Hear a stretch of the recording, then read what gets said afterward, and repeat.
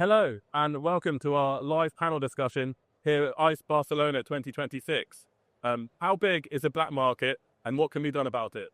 Today, I am pleased to be joined by Ismail Vali, President of Gaming Compliance International and founder of Yieldsec. Thanks. Hello, Ismail. Erwin van Lambaart, the CEO of Casinos Austria Group and Chairman of European Casinos Association. Yeah. Thanks for joining us. And as well, Marta de Francisco, a lawyer at Asensi Abogados. Yeah, thank you for having me here. Okay, guys, so the first topic we want to talk about is the true size of the black market. So, Erwin, what do you think the true size of the gambling black market really is? Well, thanks to this gentleman here. As being the chairman of the ECA, we really wanted to know, is it growing? How big is it? What do we need to do about it? Exactly the topic that we're talking about today. So we now know that across Europe, it's around 80 billion euros illegal non-licensed revenue. Which basically means that EU countries are missing out probably around 22 to 23 billion euros in taxes, which is around 70%, to be honest, of all revenue being created online today in the EU. Consumers not being protected, taxes not being paid, licensed operators not getting the revenue that they actually should be getting.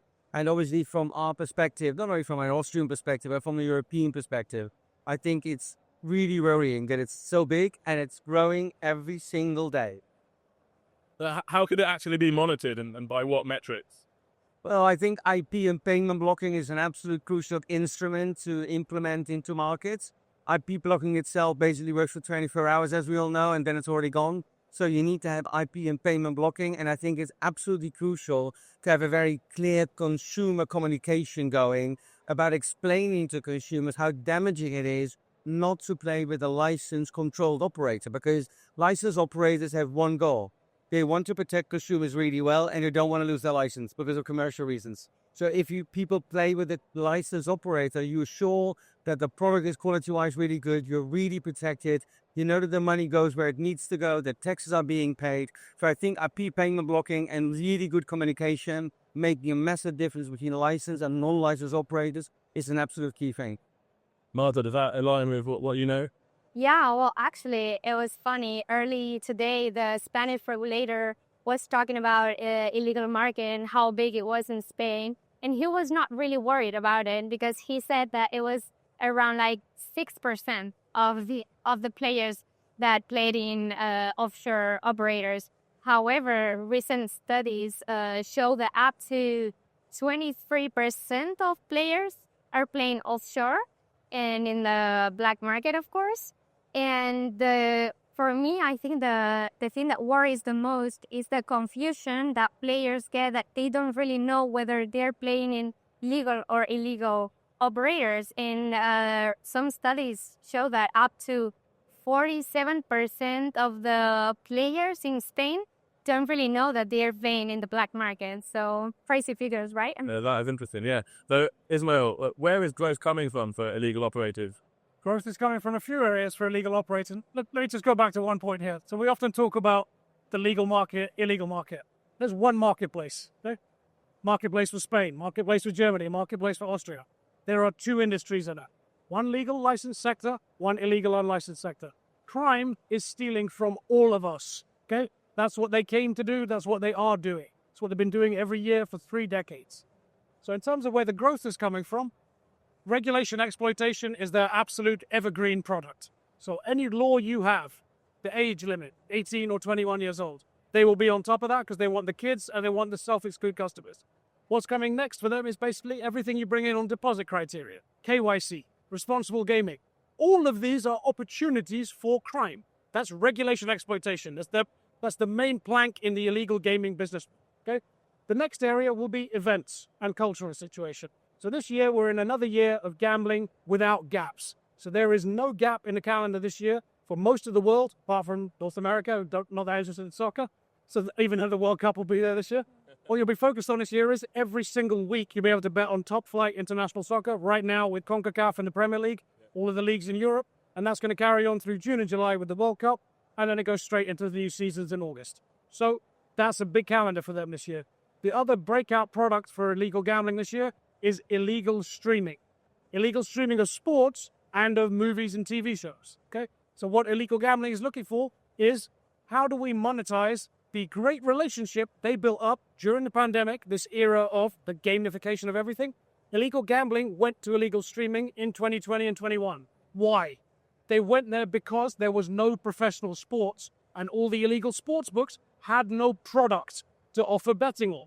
So they went to illegal streaming and went, we can provide you products, snail racing, kids basketball, guys in Pakistan playing cricket matches saying that they're India versus Pakistan, but it's just 5 guys versus 5 guys. Wow. But we're filming it in the old stadiums that weren't being used during the pandemic. Yeah. So what they learned then, this love affair and this dark nexus between illegal gambling and illegal streaming, was we can give you any kind of content and we can watch it convert. Because even if it's nonsense content, people will click on it on social media, and then I can cross-sell you from that content into illegal gambling casino, into illegal gambling poker, and I will make 20, 30, 40% margin from you. So the big products this year, illegal streaming is the breakout product to watch out for, because this will be one of the first World Cups where FIFA have just licensed the rights to legal gambling companies. Do you think that means illegal gambling doesn't notice it? Of course they notice it. They will be all over it. Yeah. Okay, so what does GCI YieldSec hear from clients across operations, regulation, and law enforcement? What are the problem areas in dealing with the illegal sector that you see? It's not just one problem, illegal gambling, it's many problems. And what does crime do with the money it makes from illegal gambling? More crime. Okay, so there will be more and more problems coming to your borders within the gaming sector, within the economic sector as well.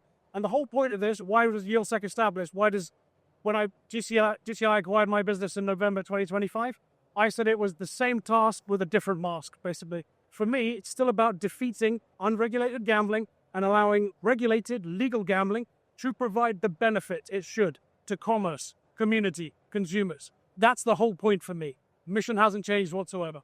So for us with clients, it's basically getting every legal stakeholder client to a place where the revenues you should earn benefit your commerce. The taxation and community benefit you should provide with excluded children, excluded self-admitted problem gamblers should be excluded. You should also be able to provide consumer benefit because it's a fair, safe, sustainable industry that is demanded and desired by consumers. But how are we fulfilling that when we see crime every day in plain sight in our marketplaces and we do nothing as communities to get rid of it? This is very interesting. I think if I may add, is that I think a very good point, right? So there is not a non-legal market. There's only one market which is licensed, controlled, and regulated, right? And I think very often we have some kind of a strange economical discussion about it, because then people are saying, you have illegal, and some companies are non-licensed operators, but they're licensed somewhere else. It's very simple. At least in Europe, it's very clear. You need a license in each country to be able and allowed to operate. And if you do not have a license, you don't offer your product. Either you try to get a license, or if the government decides differently, you can't. It's simply what it is. And there's no reason to say, no, but I'm going to do it anyway. I mean, if we're going to say, yeah, but I need to be at home earlier because otherwise my wife is going to be angry, and I hit a red light, I still get a fine. And it's my problem that I left my office too late. So it's very, very clear. There's no in the middle. It's either red or it's green. You have a license or you don't. So there's basically one market, and that market is well regulated, and that's good for the consumer for the long run, but also for the long run. Yeah. That's it. Yeah, no, I was about to say that what Ismail was talking about it is very interesting, because yesterday the Spanish regulator was talking about how operators have these they really need to find and to look for those players that are like regular players that play for fun, and the other players are bad players. But the thing here is that high-intensity players are the ones most prevalent in black market. So, I mean, what is better for them? To play in a safe environment in a regulated market, or just go and leak offshore? So, I mean, these type of players, they are not going to stop playing. No. Right? So it was funny for me to see how the Spanish regulator was telling the operators, like, no, these are not your players. We don't care about them. And it's exactly who you care about, because you want to be safe, Clay. You must care about every player in your community, because that community of players is what's leading to all of the commerce and all of the community benefit and taxation. So I only ever see in the gaming business, I came from operations, okay? I saw in the gaming business that it's one of these industries that's constantly maligned. Everybody, I remember my ex-mother-in-law used to constantly say, oh, it's immoral, the work you do, working for poker companies and gambling companies. Look at the tax we pay. Look at the jobs we create. Look at the consumer fund that's gained from it for the consumers who can interact with it properly. When you allow crime in, and all of us did unknowingly, because we all thought 20 years ago, if we basically legalize and regulate this thing, it will take care of itself. The legal business will out, customers will all flock to the ones who can advertise on TV, who can sponsor sports teams and the rest of it. And that is not what happened. What happened was crime went, we are not giving up the revenue that we had, and we are not rolling up our tents and leaving. We own this business and we want it for the future. So there is a dark connection to illegal, unregulated gaming, and you must stamp it out to control those marketplaces. And as Erwin said, it's every jurisdiction gets to decide its own destiny. So if I want in Austria this model, you can have that model, but you must monitor, police, enforce, and optimize to protect that model and protect your audience and commerce, community, consumer benefit. All of those things are worth billions of dollars a year. So if you're looking at what's going on in Europe, 80 billion a year stolen by crime. In America, $67 billion a year stolen by crime. In the UK, £500 million a year stolen by crime. So you add that up globally, you're looking at hundreds of billions of dollars over 3 decades now. It's unacceptable to have a crime story that big in plain sight, and yet we do nothing. Yeah. Exactly. I would say in the contrary. So there is something being done. Taxes are being increased. So existing operators in many European countries now are being faced by higher taxes. To be honest, as an inhabitant of Europe, I understand that certain countries have certain deficits and financial needs. We all understand that. You all know that we have geological problems that basically increases the NATO norm. So we need money for that. I totally understand that. And our industry needs to pay taxes to contribute to that as well. Completely fine. From all our taxes, hospitals, roads, defenses being paid. And that's completely fine. The problem is, though, that is we now know that in Europe alone, it's an 80 billion euro market, and we're losing our 22 to 23 billion euro in taxes. And you're taxing the existing licensed professional operators instead of very easily finding it somewhere else. There's something wrong with this picture. It's just weird. And it doesn't make any sense. I'm not saying I don't want to pay taxes, because every company needs to pay taxes. We as well. You might even agree upon a high percentage. I'm not very happy with it for my shareholders, but I would understand that. But you should try to get it somewhere else and not from the licensed operators, because we do protect the consumers.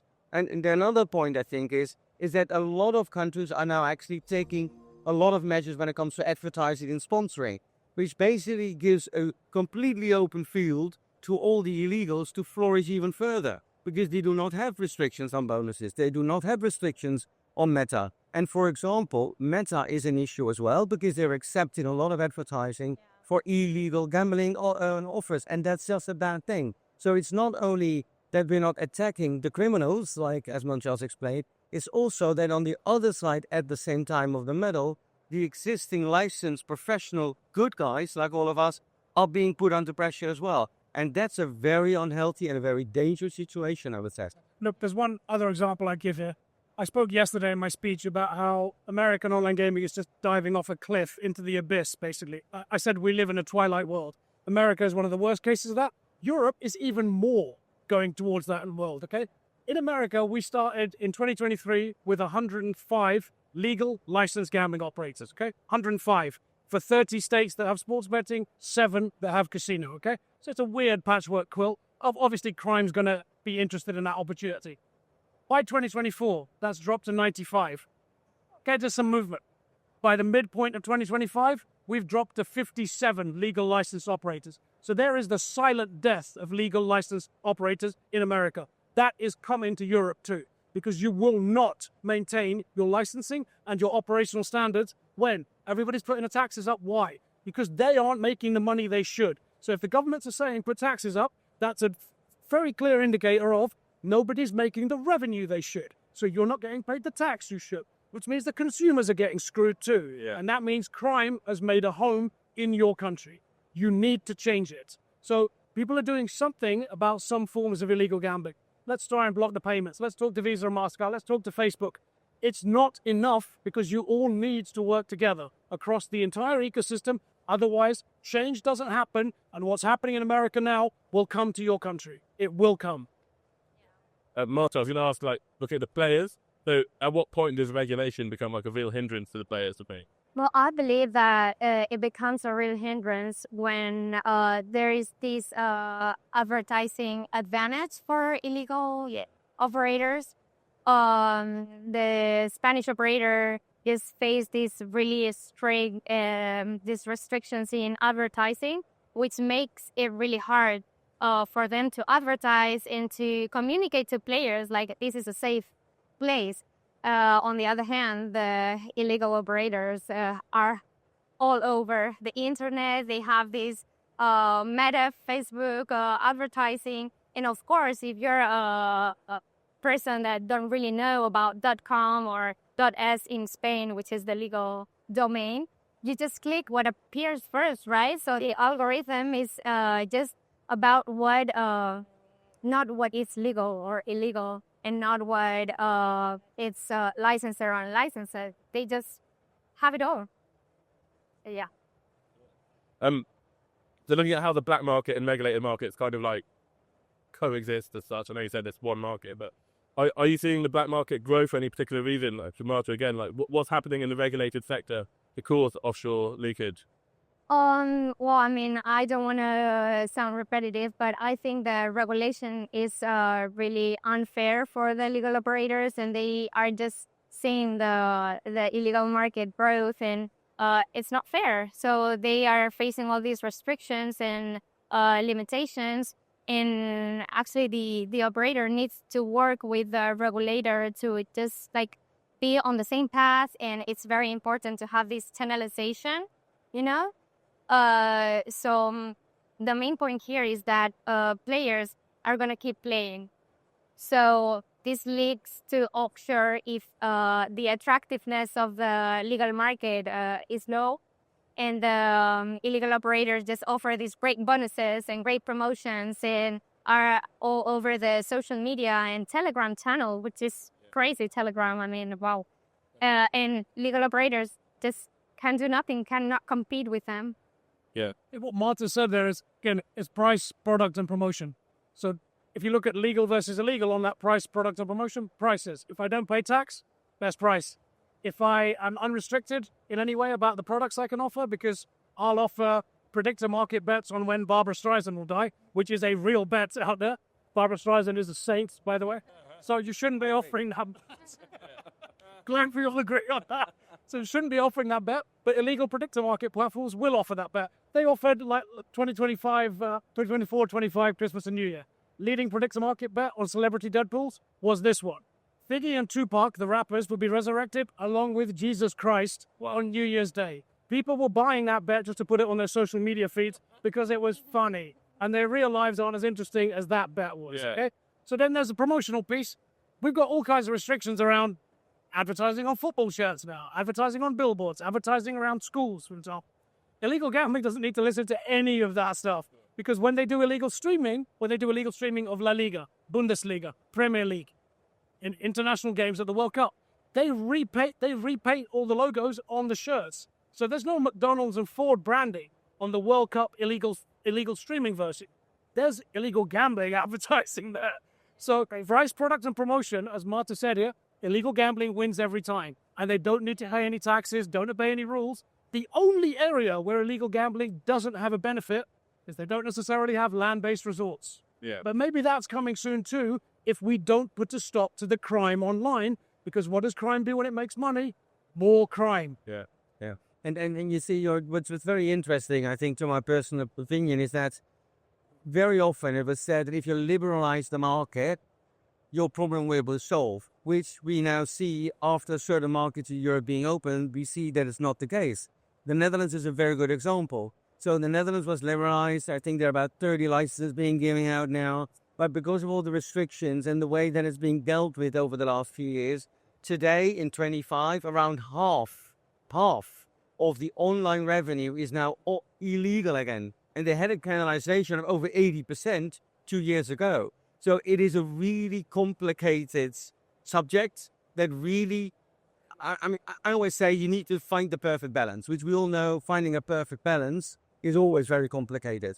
But it is really important, and I'm completely with Ismail, we really need to work together. Law enforcement, regulators, the industry, the operators, the suppliers, who, if we really take our industry really seriously, and I think we do, we're very, very proud to work in this industry, and a lot of talents are very proud to work in our industry, we really need to work together to really find the golden key to unlock really taking care of this, because it needs to happen. You mentioned there about perfect balance. I often use an example of the Jenga tower. So, the bricks that we play in the pub, that kind of game, Yeah. you could pull bricks out of that. Start seeing the online gaming marketplace, the ecosystem, like those Jenga bricks. So if you start saying, okay, I'm going to increase taxes, you're pulling out one of those bricks. You say, I'm going to restrict like they did in Belgium. Belgium had a whole series of these bricks being pulled out between 2020 and 2025. So Belgium went from increased taxes. Then they said no cross-sell. You can't go from sportsbook to casino. This business is built on cross-sell. I know that, having been an operator. If you say that I need a separate sportsbook and casino, now, and you can't share the databases, you've taken out 2 more bricks. You also then stop all the advertising. A whole bunch of new bricks come out. Where does the Belgian marketplace go? 2020, 85% legal. 2025, 15% legal. Wow. So you literally turned that thing on its head. And you basically went, okay, we're still in charge.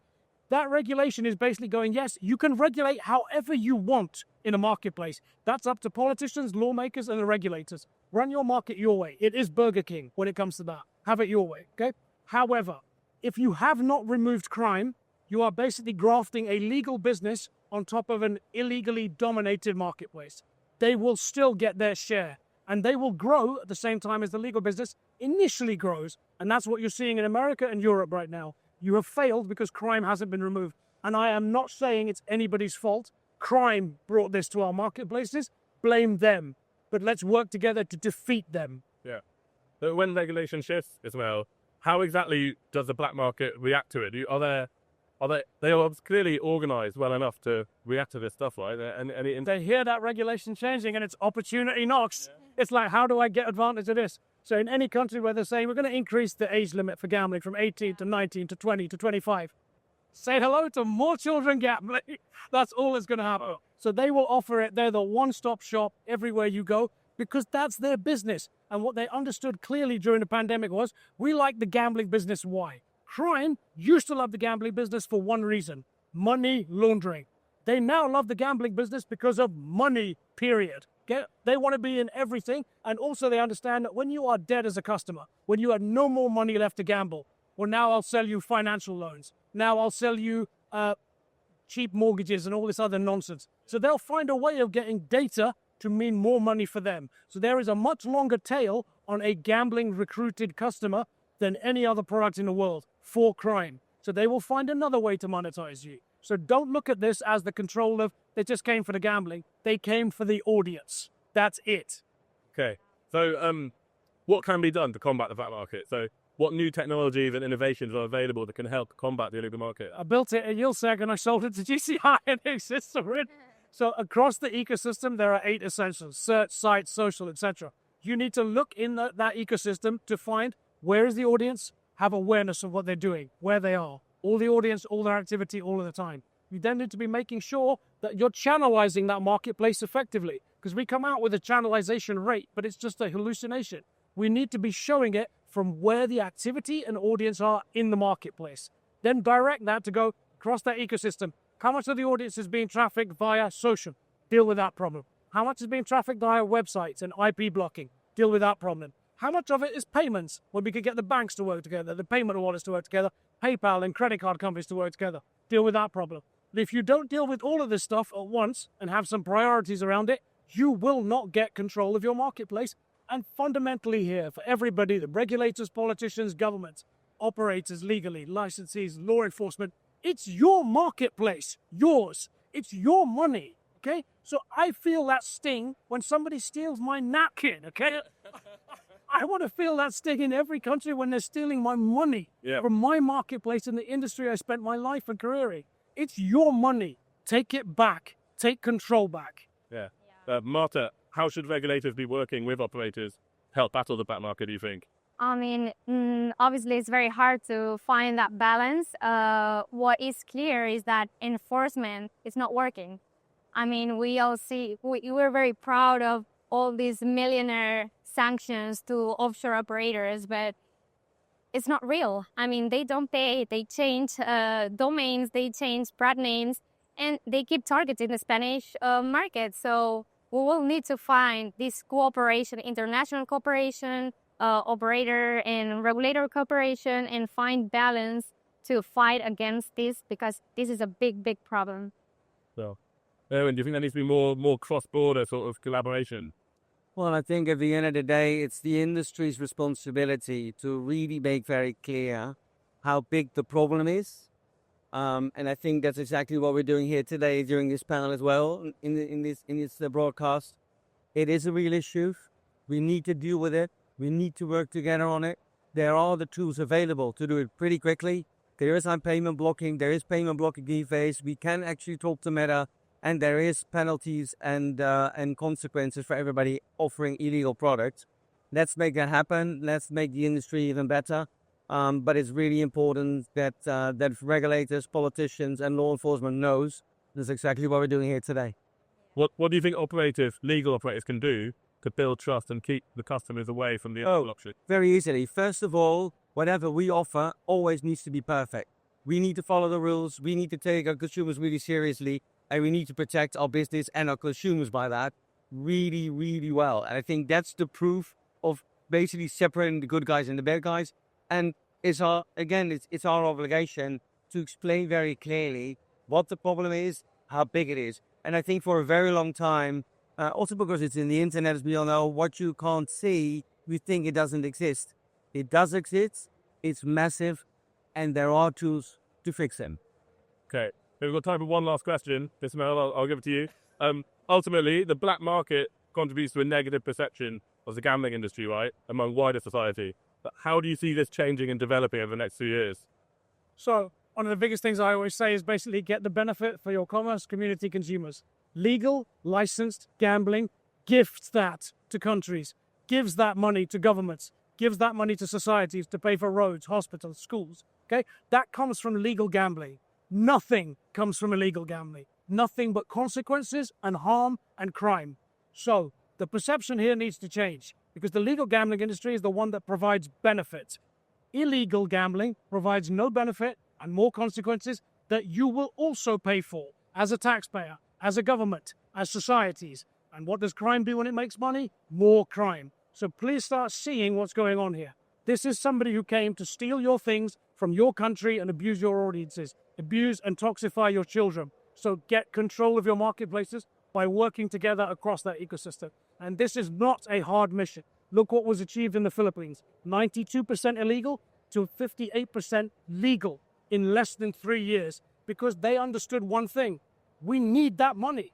That money means we can build more roads, more flood defenses. We can pay for the country's development. And almost in developed countries, we seem to look at this as, it's gambling. They're always up to no good. No, they're not. The legal gambling industry can do substantial good and benefit. And if we all got in a line and queued up and got those licenses, were audited and reviewed for those licenses, pay for those licenses, pay taxes, how can you look at the legal gambling industry and say they're somehow faulty, they're somehow questionable? Regulators are there to police and enforce against those licensees, but they're also there to help support them in the benefit they can provide. Work together, make it change. Okay, great. Well, I think that's a great note to end it on. Thank you very much for your time today, and thank you to everyone who tuned in.